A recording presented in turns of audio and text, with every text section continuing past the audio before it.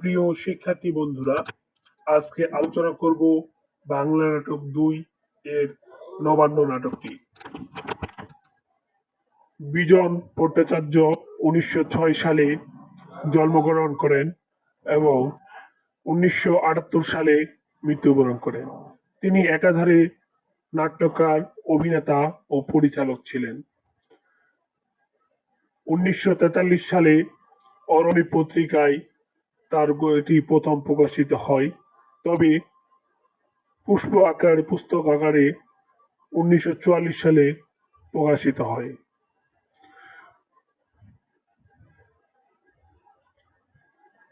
চলুন নাটকটির চরিত্রগুলো জেনে নেওয়া যাক। প্রধান সামাদ্দার নাটকের কেন্দ্রীয় চরিত্র। আমিনপুর গ্রামে এক প্রবীণ ও জেদি কৃষক। সে মাটি কামড়ে পড়ে থাকা পুরনো মূল্যবোধের প্রতীক। কুঞ্জ প্রধানের ভাইপো। সে প্রতিবাদী এবং কর্মঠ।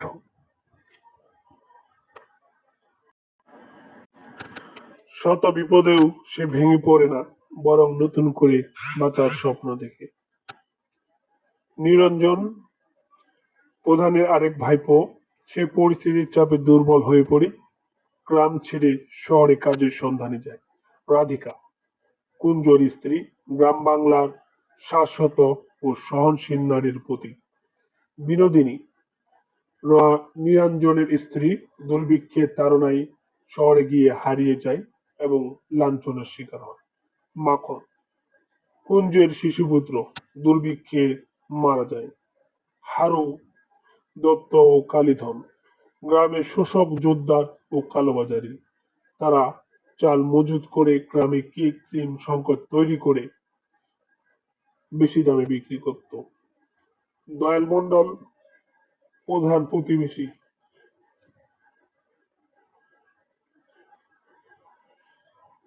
চলুন এবার নাটকটির কাহিনী জেনে নেওয়া যাক।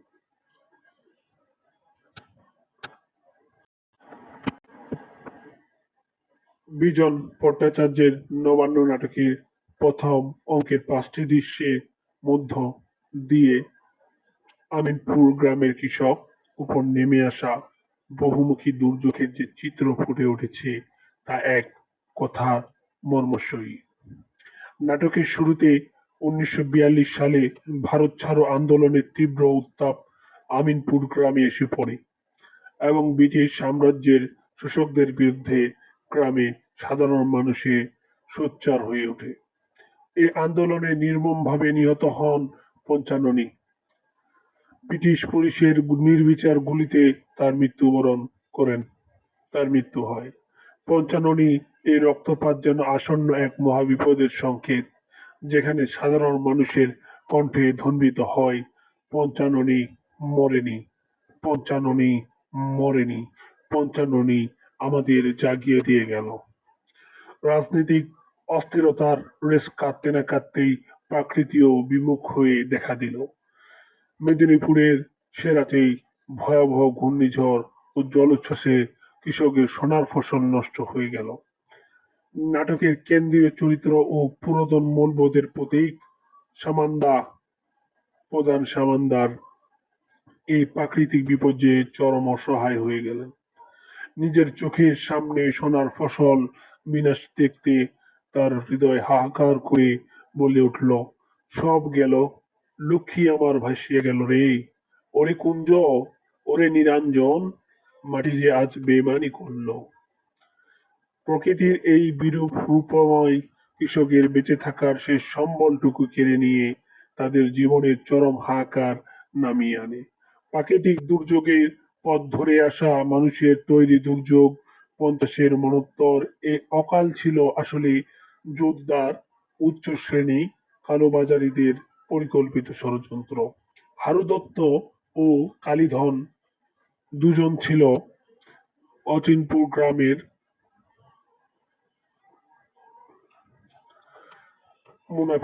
মুনাফিক লোক। কৃষকের ধান কম দামে হাতিয়ে নিয়ে গুদামে মজুত করে রাখত এবং কৃত্রিম সংকট তৈরি করত। হারু দত্তের কণ্ঠে তখন নির্লজ্জের শোষকের বাণী পাওয়া যায়। বাজার এখন গরম, ধান চাল আছে, সরাও, সরাও, আকালেই কামাই তো চিরকাল থাকে না। এভাবে সে বলে উঠল। ফলে যে কৃষক নিজ হাতে অন্ন ফলায় সে আজ অনাহারে ধুঁকছে। নিরুপায় কুঞ্জ আর্তনাদ করে বলে তখন, ধান আছে গোলায় অথচ পেটে ভাত জোটে না, এ কেমন গেরস্তানি আমাদের। প্রথম অঙ্কের সবচেয়ে ট্র্যাজেডি পরিণতি ঘটে কুঞ্জর শিশুপুত্র মাকড়ের মৃত্যুর মধ্য দিয়ে। সামান্দার পরিবারের অবশিষ্ট সে সম্বলটুকু কেড়ে নিতে আসা হারু দত্তের লাঠিয়ালের হাতে কুঞ্জ যখন আক্রান্ত হয়েছিল, তখন তার ছোট শিশুটি মারা যায়। এই মৃত্যু ছিল এক চরম বিদ্রূপ। সন্তানহারা কুঞ্জ হাহাকার, গ্রামে বিষাদের বাতাস বয়ে নিয়ে আসে। তখন কুঞ্জ বলে ওঠে, আমার সোনা মাখণ্ডে এরা মেরে ফেললো। এই গ্রাম আর আমার নয় নিরঞ্জন, এই গ্রাম এখন পিশাচরের আস্তানা। এই হৃদয় বিদায়ক ঘটনার প্রথম সামান্দার বুঝতে পারেন ভিটেমাটি আঁকড়ে পড়ে থাকার দিন শেষ হয়েছে। এক গভীর দীর্ঘশ্বাস ফেলে তিনি বলে ওঠেন, যাই বাবা, যেদিক দু চোখ যাই সেদিকেই যাই। ভিটে তো ছাড়লো, কিন্তু প্রাণটা কি থাকবে? তখন তা কেবল একটি পরিবারের নয়, বরং তৎকালীন বাংলার সমগ্র কৃষকের সমাজের অস্তিত্ব সংকটের প্রতিচ্ছবি তুলে ধরেছেন এই নবান্ন নাটকে। দ্বিতীয় অঙ্কে আমরা দেখতে পাই আমিনপুর গ্রামে ছেড়ে আসা বস্ত্রচ্যুত মানুষের যে মর্মান্তিক জীবন সংগ্রাম ফুটে উঠেছে, তা বাংলা সামাজিক ইতিহাসের এক কালো অধ্যায়। গ্রামে বাঁচার সব পথ বন্ধ হয়ে যাওয়ায় প্রধান সামান্দার, কুঞ্জ ও নিরঞ্জন পরিবার এক বুক আশা নিয়ে কলকাতায় পাড়ি জমান। কিন্তু সেই প্রাসাদপুরী কলকাতা তাদের দুই হাত বাড়িয়ে গ্রহণ করার বদলে এক নিষ্ঠুর বাস্তবতার সামনে দাঁড় করিয়ে দিয়েছে। ফুটপাতে আশ্রয় নেওয়া এই মানুষ প্রথম অভ্যর্থনা জানায় শহরের ধুলো অবজ্ঞা করেছে। গ্রামীণ অভিজ্ঞ অভিজাত হারানো প্রধান সামান্দার যখন শহরের বিলাসিতা আর মানুষের উদাসীনতা দেখেন, তখন তার কণ্ঠে চরম হতাশা ধরে পড়ে। তিনি বলে ওঠেন, কলকাতা কি মানুষের বাস নেই বাবা? অট্টালিকা তো আকাশ ছুঁয়েছে, কিন্তু মানুষের মন কই? শহরের এক পাশে যখন বিত্তবানদের বিলাসিতার ভান্ডার, অন্য পাশে তখন রাস্তার ধারে অনাহারে ভুগছে আমিনপুরের কৃষকরা। ক্ষুধা যে মানুষের বিবেক, আত্মসম্মানকে কতটা ধূলিসাৎ করতে পারে। মানুষ হাহাকার আর কারাকারি এক নারকীয় পরিবেশ তৈরি করে। সে কৃষক এক সময় গোলা ভরা ধান বিলিয়ে দিত, সেই কুঞ্জ আজ সামান্য খাবারের জন্য হাহাকার করে উঠে, বলে ওঠে, ও মা, এক ফোঁটা ফ্যান দাও গো, পেটের ভেতর আগুন জ্বলছে, এক ফোঁটা ফ্যান দাও। শহরের বিত্তবান যখন তাদের পাশ দিয়ে উদাসীন ভাবে হেঁটে যায়, তখন এই অভাবী মানুষগুলো বুঝতে পারে যে এখানে মানুষের জীবনের চেয়ে নর্দমার ড্রেনের দাম বেশি। পরিস্থিতির চরম অবনতি ঘটে তখন ক্ষুধার জ্বালায় মানুষের তার সহজাত মানুষত্বটুকু হারিয়ে ফেলে। ডাস্টবিনের ফেলে দেওয়া এঁঠো খাবারের টুকরো নিয়ে যখন রাস্তার নেড়ি কুকুরের সাথে তাদের ঝগড়া হয়, প্রান্তিক মানুষের ধস্তাধস্তি হয়, তখন তা হয়ে ওঠে সভ্যতার এক চরম বিপর্যয়। নিজের পরিবারের এই অধঃপতন দেখে, পশুর সঙ্গে খাদ্যের লড়াই করতে দেখে নিরঞ্জন ক্ষোভে ফেটে পড়ে তিনি বলে ওঠেন, কুকুর আর মানুষের মধ্যে আজ তফাৎ মিটে গেল নিরঞ্জন, আমরা কি মানুষ না? মানুষের উদ্ভষ্টভোগী জানোয়ার।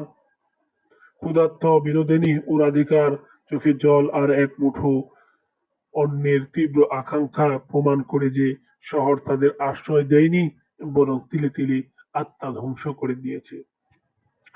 অঙ্কের শেষে শহরের এই যান্ত্রিক ও নির্মতা সামান্দার পরিবারের স্বপ্নগুলো পুরোপুরি ভেঙে চুরমার করে দেয়।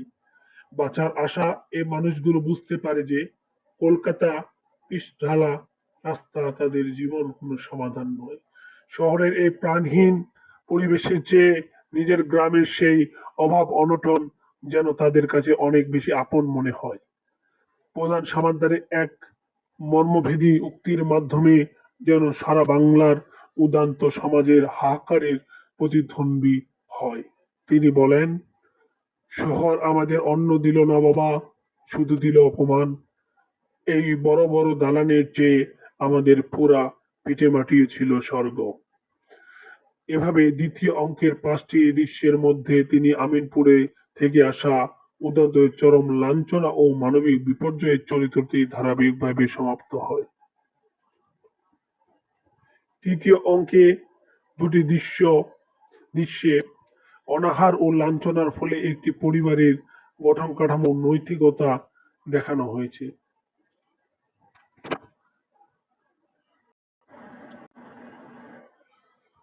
যে প্রধান সামানদার ছিলেন আমিনপুর গ্রামে এক প্রবীণ জেদি ও সম্মানী কৃষক। শহরে এই অমানবিক পরিবেশ এবং পরিবেশের সদস্যের মৃত্যুর হাহাকার দেখে তিনি তার মানসিক ভারসাম্য হারিয়ে ফেলেন। তিনি পাগল হয়ে যান। তার এই উন্মাদনা মূলত তৎকালীন সমাজ ব্যবস্থার চরম ব্যর্থতা ও শোষণের বিরুদ্ধে এক নীরব আত্মনাদ। ক্ষুধা কেবল শরীরকে মারে না, সমাজ ও নৈতিকতাকেও ধ্বংস করে। পরিস্থিতির চাপে নিরঞ্জন দুর্বল হয়ে পড়ে, কাজের সন্ধানে ঘুরে ঘুরে সে ক্লান্ত। অন্যদিকে দুর্ভিক্ষের এই চরম সুযোগ নেয় শহরের দালাল ও মানব পাচারকারীরা। খাদ্যের প্রলোভন ও বেঁচে থাকার মিথ্যা আশায় নিরঞ্জনের স্ত্রী বিনোদন দালালের খপ্পরে পড়ে। সে শহরে অন্ধকার গলিতে হারিয়ে যায় এবং চরম লাঞ্ছনার শিকার হয়। খাদ্যের অভাবে একটি সাধারণ কৃষক পরিবারের এই অবক্ষয় নাটকের অন্যতম করণ দিক। এতগুলো লাঞ্ছনা, স্বজন হারানো এবং চরম অবক্ষয়ের পর প্রতিবাদী কুঞ্জের মোহভঙ্গ হয়। সে বুঝতে পারে এই শহর তাদের জন্য নয়। এই শহর তাদের বাঁচতে দেবে না, বরং তিলে তিলে ধ্বংস করে দেবে। ভিখারি হয়ে অন্যের দাঁড়ে ঘোরার চেয়ে, কুকুরের মতো করে থাকার চেয়ে নিজের ভিটেমাটি থেকে সম্মানে থাকাই ভালো। পরে শেষে তারা সিদ্ধান্ত নেয় যে না, আর ভিক্ষে নয়, গ্রামে ফিরে গিয়ে নিজের মাটিতেই মরব বা বাঁচব। চতুর্থ অঙ্কে তিনটি দৃশ্যে ধ্বংসপ্রাপ্ত দাঁড়িয়ে নতুন করে বাঁচার সংগ্রাম ও আদম্য মানবশক্তির জয়গান গাওয়া হয়েছে। কুঞ্জ ও মানবিক ভারসাম্যহীন প্রধান সামান্দার ফিরে আসে তাদের সেই আমিনপুর গ্রামে। তাদের এই ফিরে আসা কোনো পরাজয় নয়, বরং এটি নতুন যুদ্ধের প্রস্তুতি। কুঞ্জ বুঝতে পারে একা লড়াই করে এই শোষক শ্রেণীর সাথে পারবে না। তাই সে গ্রামের অন্যান্য বেঁচে থাকা কৃষকের সাথে হাত মেলায়। তার ব্যক্তি স্বার্থের ঊর্ধ্বে উঠে সবার ভিত্তিতে একসাথে চাষাবাদ শুরু করে। হারু দত্ত এবং কালীধন ধা- ধারা যখন পুরোনায় তাদের পুরনো চক্র শোষণের জাল বিস্তার করার চেষ্টা করে, তখন কৃষকের এই সম্মানিত শক্তি কাছে তারা পরাজিত হয়। এবার আর কেউ মাথা নত করবে না, বরং সমাবেশ শক্তিকে প্রতিশোধ প্রতিহিত করবে। অবশেষে কৃষকের অক্লান্ত পরিশ্রম ও ঘামে আমিনপুর গ্রামে আবার সোনার ফসল ফলে। হাজারো মৃত্যু, মহামারী ও দুর্ভিক্ষের হাহাকার পেছনে ফেলে কৃষকেরা আয়োজন করে নতুন ধানের উৎসব নবান্ন। এই আনন্দময় উৎসবমুখর পরিবেশে প্রধান সামান্তারে হারানো স্মৃতি ও মানবিক ভারসাম্য পুনরায় ফিরে আসে। সে আবার নতুন করে বাঁচার স্বপ্ন দেখে। নামকরণের সার্থকতা। নবান্ন অর্থ নতুন ধানের উৎসব। নাটকটি নাটকের নামকরণের দুটি দিক রয়েছে। শ্রেয় নাটকের অধিকাংশ জুড়ে রয়েছে অন্ন বা ভাতের অভাব। দুর্ভিক্ষের হাহাকার মাঝে নবান্ন নাটকটি যেন নির্মম পরিহাস। ইতিবাচক ও ব্যঞ্জনা। নাটকের শেষে এই নামটি সার্থক হয়ে ওঠে। হাজারো মানুষও ধ্বংসের পরও কৃষক নতুন করে ধান উৎপাদন করে নবান্ন উৎসব আয়োজন করে। এই উৎসব কেবল ধানের নয়, মানুষের আদম্য জীবন শক্তির উৎসব। পুরনো জরাজীর্ণতার বিদায় দিয়ে নতুন সমাজ গড়ার ইঙ্গিত এই নামকরণের নিহত। এই ছিল পুরো নাটকটির সারসংক্ষেপ। তো তোমরা চ্যানেলটি সাবস্ক্রাইব করে রাখবে পরবর্তী আরো নতুন ভিডিও পেতে, সাজেশন পেতে। ভালো থাকো।